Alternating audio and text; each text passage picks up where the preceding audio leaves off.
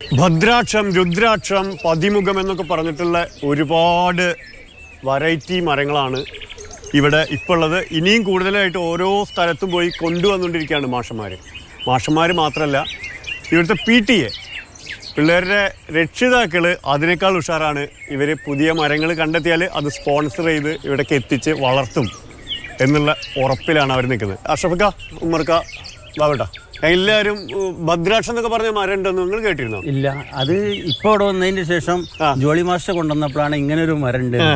ഞങ്ങൾക്ക് ഇല്ല സംഭാവന പറഞ്ഞാൽ ഞങ്ങൾ വെറൈറ്റി മാവുകൾ ഇതിലേക്ക് ആഡ് ചെയ്തിട്ടുണ്ട്.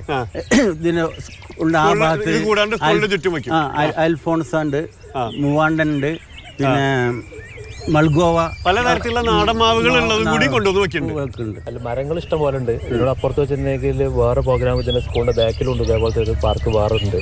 അത് പോയി കുറച്ചായിട്ട് കാണാൻ പറ്റുന്ന വേറെ ഒരുപാട് സ്ഥലങ്ങളുണ്ട്.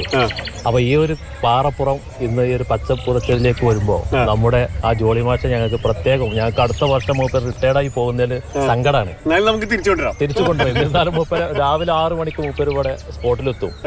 എന്നിട്ട് വൈകുന്നേരം കഴിഞ്ഞിട്ടുണ്ടെങ്കിൽ ഇതിൻ്റെ ഉള്ളിൽ അയാൾക്ക് എണീറ്റ് പോകാനുള്ള സമയമല്ല എന്നുള്ളതാണ് യാഥാർത്ഥ്യം.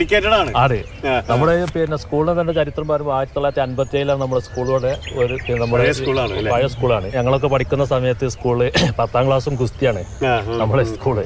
ഇന്നത് പോയിട്ട് കഴിഞ്ഞ പിന്നെ നമ്മുടെ പരീക്ഷയിൽ ഫുള്ള് പിന്നെ A+ഉം മറ്റേ ഇംഗ്ലീഷ് സ്പീക്കിംഗ് അങ്ങനത്തെ പ്രാക്ടിക്കൽ ഇംഗ്ലീഷ് എന്നൊക്കെ പറഞ്ഞിട്ടുള്ള ക്ലാസ്സുകൾ അതോടൊപ്പം തന്നെ വ്യത്യാസം അല്ല, ഇംഗ്ലീഷിൽ ഫുൾ A+. എല്ലാ ഇയാളെ എടുത്ത കുട്ടികൾക്ക് എല്ലാം ഇംഗ്ലീഷ് വിഷയത്തിൽ ഫുൾ A+. ടെൻഷൻ വേണ്ട നിങ്ങൾക്ക്. അപ്പൊ രണ്ട് ഇവിടെ പിള്ളേർ ഇവിടെ പോയിട്ട് സമയം കളയാനുള്ള പേടിയില്ല, പരീക്ഷ ജയിപ്പിക്കുന്നുണ്ട്. അത് സമയം പോകുന്ന പാടില്ല.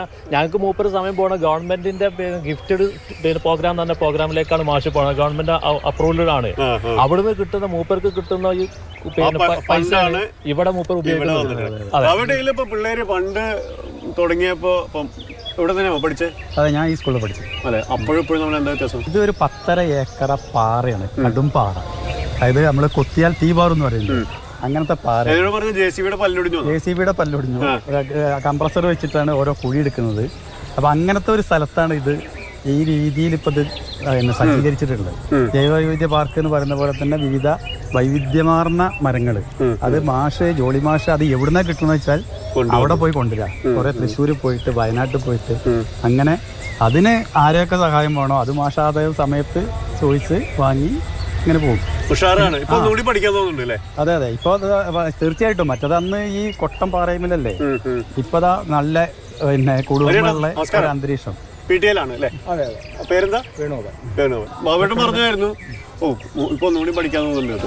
എനിക്ക് അങ്ങനെ തോന്നുന്നില്ല, കാരണം ബാബുക്ക് അങ്ങനെ തോന്നിക്കഴിഞ്ഞാൽ പിന്നെ അത് വലിയ റിസ്ക് ആവില്ലേ? അപ്പൊ അതുകൊണ്ട് ഇപ്പൊ ഇനിയുള്ള കുട്ടികൾ ചെയ്യട്ടെ അല്ലേ?